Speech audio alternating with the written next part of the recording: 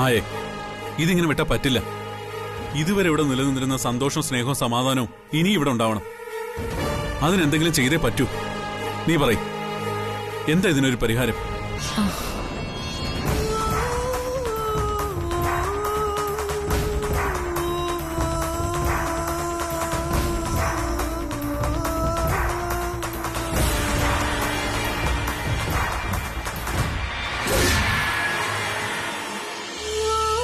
മായേ, ഇതുവരെ ഈ വീട് നോക്കിയിരുന്നത് നീയല്ലേ?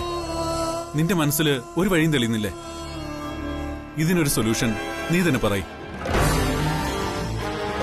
ഇതിന് ഒരു പരിഹാരമേ ഉള്ളൂ. ജ്യോതി മഹാറാണിക്ക് DK കൊടുത്ത അധികാരം DK തന്നെ തിരിച്ചെടുക്കണം. പഴയതുപോലെ സന്തോഷമായിട്ട് കുടുംബം മുന്നോട്ടു പോകാൻ ജ്യോതി അധികാരം ഒഴിഞ്ഞേ പറ്റൂ.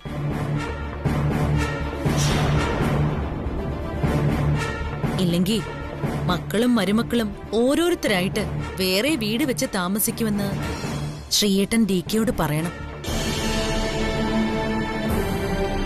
എന്താ, ശ്രീയേട്ടന് സംസാരിക്കാനുള്ള ധൈര്യമില്ലേ?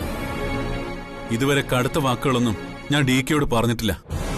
പക്ഷേ ഇപ്പൊ ഈ വീട്ടിൽ ഇത്രയും പ്രശ്നങ്ങൾ ഉണ്ടാവുമ്പോ എനിക്ക് വെറും കാഴ്ചക്കാരനായി നോക്കി നിൽക്കാൻ പറ്റില്ല മായ.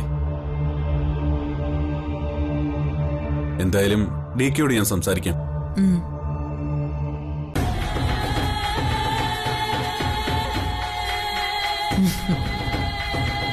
മക്കൾക്കും മരുമക്കൾക്കും ഇടയിൽ വിപ്ലവം തുടങ്ങിയെന്നറിഞ്ഞാൽ DKക്ക് പിന്നെ സമാധാനമായിട്ട് ഒരു നിമിഷം പോലും ഇരിക്കാൻ പറ്റില്ല. ഇതിനെല്ലാത്തിനും കാരണം ജ്യോതിയാണെന്നറിയുന്നതോടെ അവളുടെ ചിറകുകൾ DK മുറിച്ചു കളയും.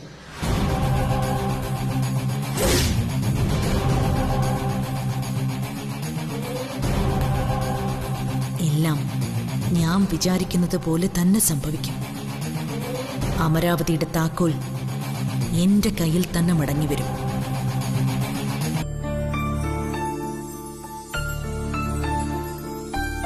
സുധേട്ടാ, സുധേട്ടാ. അമ്മേ, അച്ഛനെവിടെ ഇല്ല, പുറത്തു പോയല്ലോ. ഷോ, എന്നോട് ചായ ഉണ്ടാക്കാൻ പറഞ്ഞിട്ട് ഈ മനുഷ്യൻ ഇത്ര വേഗം പോയോ? ഓ, ഇങ്ങനൊരു മറവി. ആന്റി വിഷമിക്കണ്ട, ഈ ചായ ഞാൻ കുടിച്ചോളാം. ആന്റി ആ ചായ തന്നെ.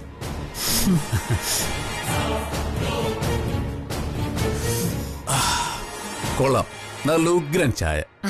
താങ്ക്സ്. മോളെ, നിനക്ക് ചായ വേണോ? അയ്യോ, പ്രിയ ചായ കുടിച്ചില്ലായിരുന്നു. വേണമെങ്കിൽ ഈ ചായ തരാം. പ്രിയ നിൽക്ക് പ്ലീസ്. ഞാൻ വന്നത് നിന്നോട് സംസാരിക്കാനാ. എനിക്കൊന്നും സംസാരിക്കാനില്ല. നിക്കും. ഇവൻ എന്താ പറയാനുള്ളതെന്ന് കേട്ടിട്ട് പോയാ മതി. പാവം, ഇത്ര ദൂരം വന്നതല്ലേ മോളെ. അമ്മ പ്ലീസ്, എന്നെ നിർബന്ധിക്കരുത്. നിന്നെ ആരും നിർബന്ധിക്കില്ല പ്രിയ. നീ ഒരു ചെറിയ കുട്ടിയല്ല.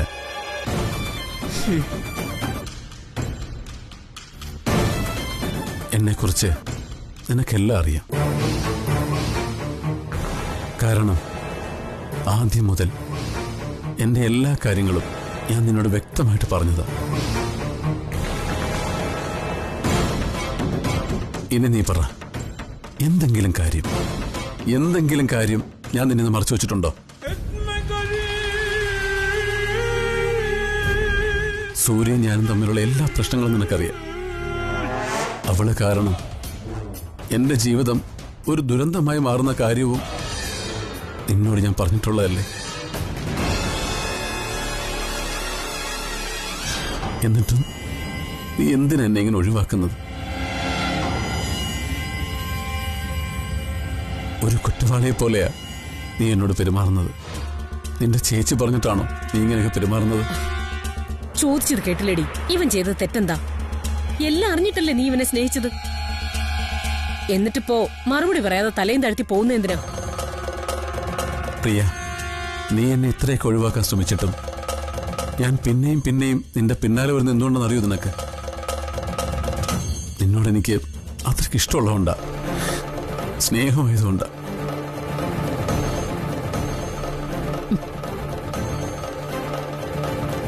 ഇപ്പോഴും നിന്റെ ഉള്ളിൽ എന്നോടുള്ള സ്നേഹമുണ്ട് എന്ന വിശ്വാസം എനിക്കുണ്ട്. നിന്റെ ചേച്ചിയോടുള്ള അമിത സ്നേഹം കാരണം നിന്റെ അമ്മ പറയുന്ന പോലും നീ കേൾക്കുന്നില്ലെങ്കിൽ പിന്നെ ഞാൻ എന്ത് ചെയ്യും?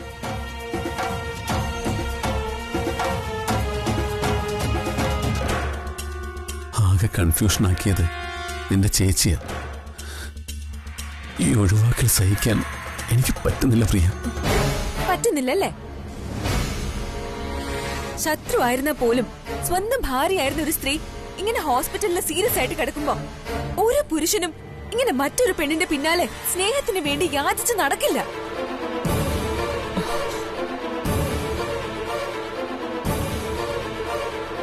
അങ്ങനെ ചെയ്യുന്നുണ്ടെങ്കിൽ ആ സ്നേഹം സംശയിക്ക് തന്നെ വേണം.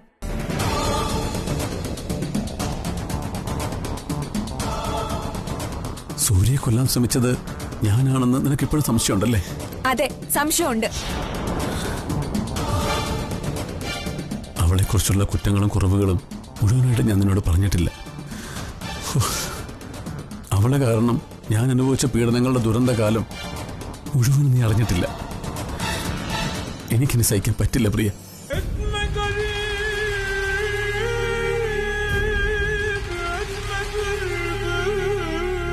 ഞാൻ അനുഭവിച്ച ടോർച്ചറിങ് വാക്കുകൾ കൊണ്ട് പറയാൻ പറ്റില്ല. അതൊന്നും എന്റെ വീട് എനിക്ക് ലോക്കപ്പ് പോലെ, സ്റ്റേഷൻ വീട് പോലെ. അത്രയ്ക്ക് സഹിച്ചു. ഇനി വയ്യ. നിന്നെ കണ്ടത് മുതൽ വീണ്ടും ജീവിക്കണമെന്ന് ആഗ്രഹമുണ്ടായി. അതുകൊണ്ടാ ഞാൻ ഇങ്ങനെ നിന്റെ പിന്നാലെ വരുന്നത്. പ്രിയ, ഇനിയെങ്കിലും നീ ഇവൻ പറയുന്ന ഒന്ന് മനസ്സിലാക്ക്. പ്രിയ, നിക്കൻ.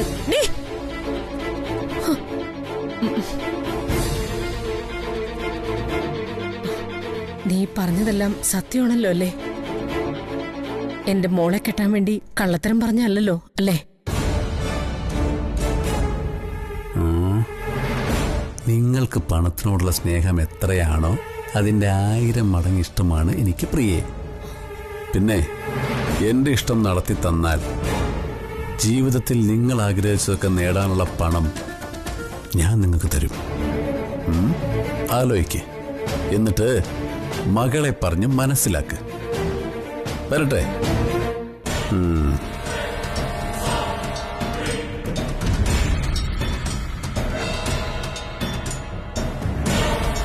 അവൻ പണം തരാന്ന് പറഞ്ഞു. പക്ഷെ ഇവള് സമ്മതിക്കുന്നില്ല. ഇവള് സമ്മതിച്ചിരുന്നെങ്കിൽ കോടീശ്വരി ആവുമായിരുന്നു. എന്താ അതിനൊരു വഴി?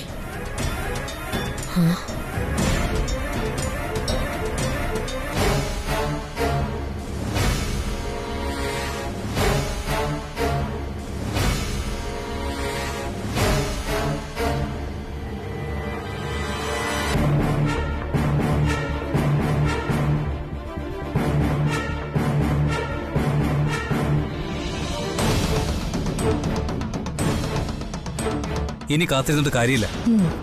ഇപ്പോ തന്നെ DKയോട് സംസാരിച്ചേ പറ്റൂ. ആവശ്യമില്ലാത്ത ആഗ്രഹങ്ങളും വാഗ്ദാനങ്ങളും നൽകി എല്ലാരും തമ്മിൽ പരസ്പരം ശത്രുക്കളാക്കാൻ നോക്കുക ജ്യോതി. കുടുംബത്തിനകത്ത് പ്രശ്നങ്ങൾ ഉണ്ടാവുമ്പോ നമുക്ക് നോക്കിയിരിക്കാൻ പറ്റില്ലല്ലോ. ഇതിന് പരിഹാരം കണ്ടേ പറ്റൂ. ദേ അവള് വരുന്നുണ്ട്.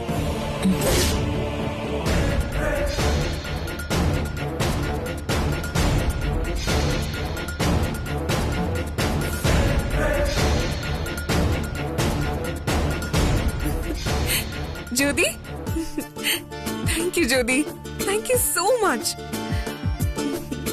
എനിക്ക് നിന്നോട് എങ്ങനെ നന്ദി പറയണമെന്ന് അറിയില്ല. എന്തിന്? നീ എന്റെ മനസ്സ് മനസ്സിലാക്കി.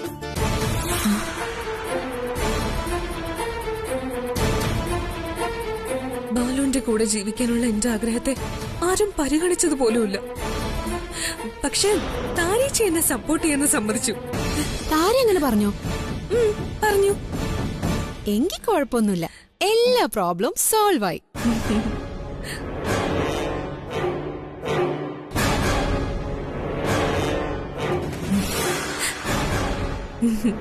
DK, എനിക്കൊരു കാര്യം പറയാനുണ്ട്.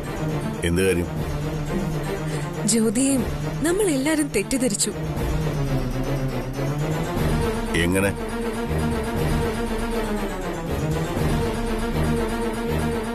ഇവളെ കൊണ്ട് ഭംഗിയായിട്ട് ഒന്നും ചെയ്യാൻ പറ്റില്ല എന്ന് പറഞ്ഞു അധിക്ഷേപിച്ചു. പക്ഷേ ഷീസ് ഗ്രേറ്റ്. ഈ വീട്ടിലുള്ളവരുടെ മനസ്സ് മനസ്സിലാക്കാൻ ജ്യോതിക്ക് നല്ലതുപോലെ അറിയാം. എല്ലാവരുടെയും ആഗ്രഹങ്ങളെയും ഇഷ്ടങ്ങളെയും ജ്യോതി ബഹുമാനിക്കുന്നുണ്ട്. ജ്യോതിയെ ഈ വീടിന്റെ താക്കോൽ ഏൽപ്പിച്ചതിൽ ഒരു തെറ്റുമില്ല. ഓ,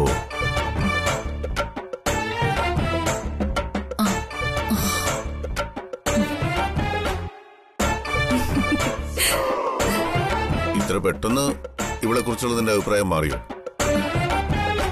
അപ്പൊ ഇവള് നിന്നെ പാട്ടിലാക്കി? അയ്യോ അല്ല ഡി കെ, ശരിക്കും ഞങ്ങൾ ആഗ്രഹിച്ചതുപോലുള്ള അമ്മായിമ്മ തന്നെയാ ജ്യോതി.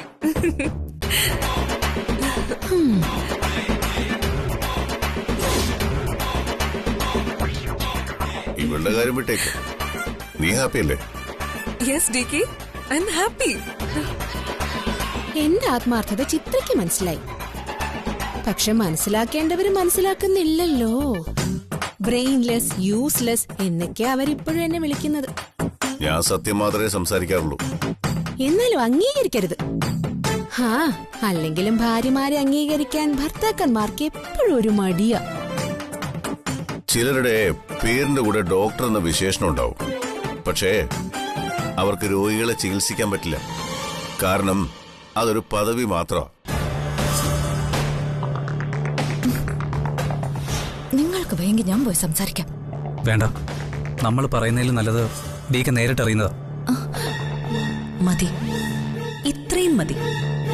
ഇനി ഇത് പുകഞ്ഞു കത്തിക്കോളും. ഗോകുൽ പറഞ്ഞതാണ് ശരി. ഡി.കെ നേരിട്ട് തന്നെ എല്ലാം മനസ്സിലാക്കണം. അതിനുള്ള അവസരം ഞാൻ ഉണ്ടാക്കും. ജ്യോതി ഡബിൾ ഗെയിം കളിച്ചതാണെന്ന് ഡി.കെയോട് ഇപ്പൊ തന്നെ ചെന്ന് പറഞ്ഞാലോ? ഡി.കെയുടെ ഭാര്യ അവനുള്ള എല്ലാ കഴിവും ജ്യോതിക്കുണ്ട്. അത് ഡി.കെക്ക് പിന്നീട് മനസ്സിലാവും. മനസ്സിലായിടത്തോളം മതി. ഇതിനേക്കാൾ കൂടുതൽ മനസ്സിലാക്കാൻ ഞാൻ ആഗ്രഹിക്കുന്നില്ല. പിന്നെ ഇവൾക്ക് വേണ്ടി വക്കാലത്ത് പറയാൻ മേലിൽ നീ ശ്രമിക്കരുത്. എനിക്കിഷ്ടമല്ല. Mind it.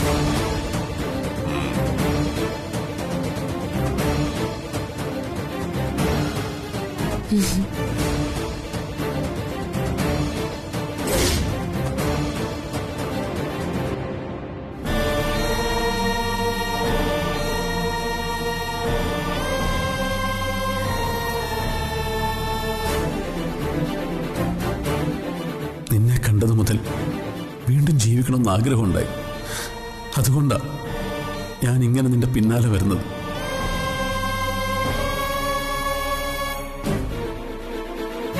പ്രിയ, ഇനിയെങ്കിലും നീ ഇവൻ പറയുന്ന ഒന്ന് മനസ്സിലാക്ക.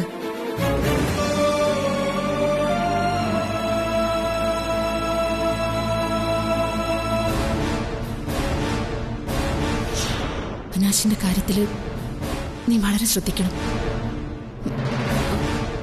അവന്റെ ഭാഗത്തുനിന്ന് മോശമായിട്ട് എന്തെങ്കിലും നീക്കമുണ്ടായാൽ മോളെന്നെ അറിയിക്കണം.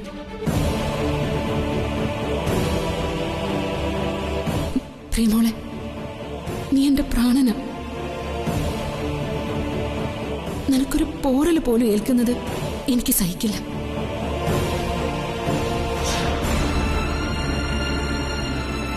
പ്രിയമോളെ, വന്നപ്പോൾ അച്ഛൻ ശ്രദ്ധിക്കുന്നു. ഒരു ഉന്മേഷമില്ലായ്മ. മോക്ക് എന്തെങ്കിലും വിഷമമുണ്ടോ? ഒന്നുമില്ല അച്ഛാ. എന്തോ ഉണ്ടെന്ന് അച്ഛന്റെ ഉള്ളിലൊരു തോന്നൽ. ചിലപ്പോ തോന്നിയായിരിക്കും അല്ലേ? പെൺമക്കൾ ഇങ്ങനെ ഒറ്റയ്ക്കിരിക്കുന്ന കണ്ടാൽ അച്ഛന്മാരുടെ ഉള്ളിലൊരു ആന്തല. പിന്നെ അതിന്റെ കാര്യം എന്താണെന്നറിയാതെ ഇരിക്കപ്പുറത്ത് കിട്ടില്ല. അതുകൊണ്ടാ അച്ഛൻ ഇങ്ങനെ വന്ന് ചോദിച്ചത്. കുഴപ്പമൊന്നുമില്ലെന്ന് കേട്ടപ്പോ ആശ്വാസമായി. മോളിവിടെ ഇങ്ങനെ ഒറ്റയ്ക്കിരിക്കാതെ അകത്തേക്ക് വാ.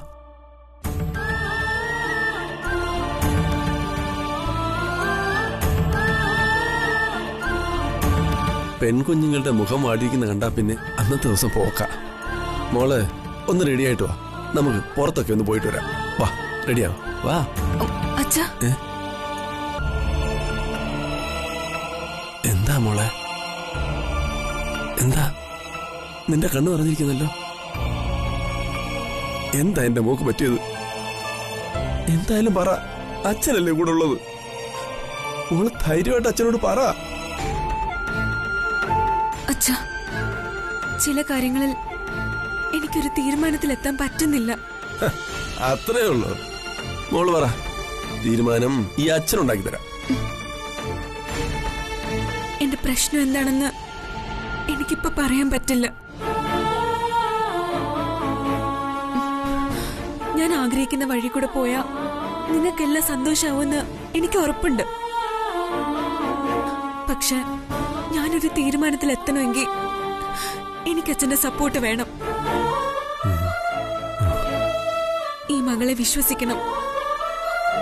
ഞാൻ ആഗ്രഹിച്ച വഴി കൂടെ പോവാൻ അച്ഛൻ എന്നെ അനുവദിക്കുമെന്ന് ഞാൻ വിശ്വസിക്കുന്നുണ്ട്. എന്താ സംശയം? നിന്റെ ആഗ്രഹം അച്ഛന്റെ സന്തോഷമല്ലേ? ഇങ്ങനെ കൺഫ്യൂഷൻ ആവേണ്ട ഒരു കാര്യമില്ല.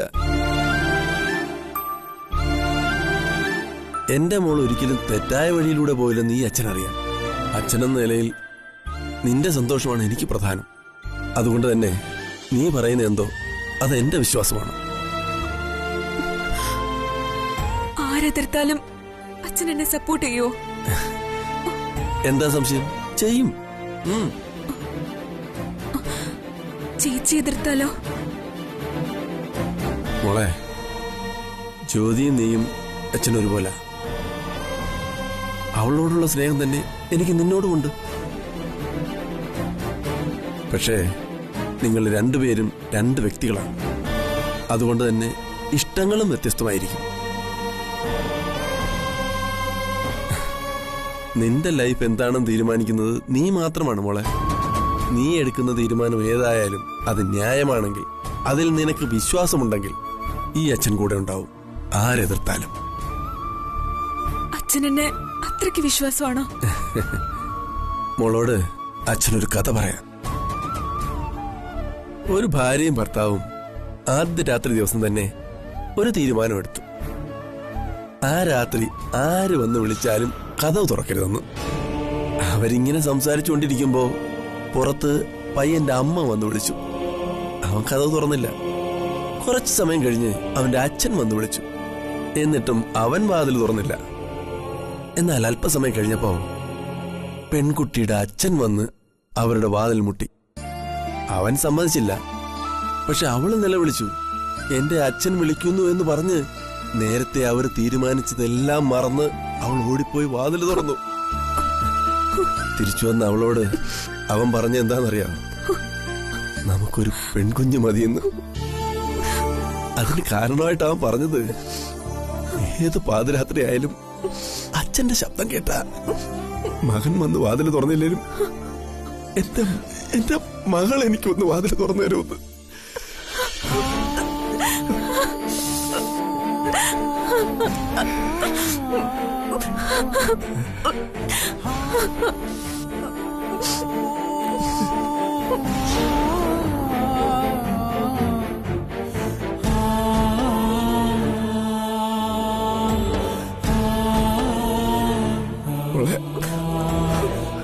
എല്ലാ അച്ഛന്മാർക്കും പെൺമക്കളെ അത്രയ്ക്ക് വിശ്വാസടാ. മോള് ധൈര്യമായിട്ടിരിക്കും, ഈ അച്ഛനുണ്ട് കൂടെ.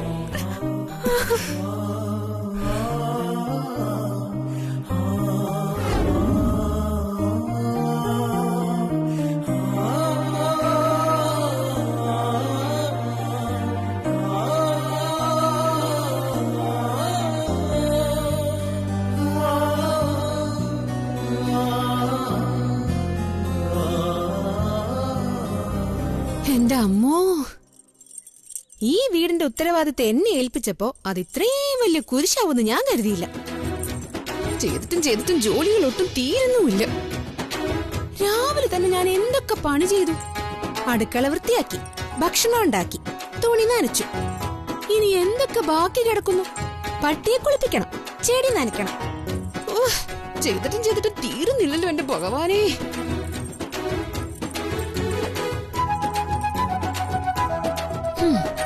ആദ്യം ചെടികളെ വെള്ളം കുടിപ്പിക്കാം.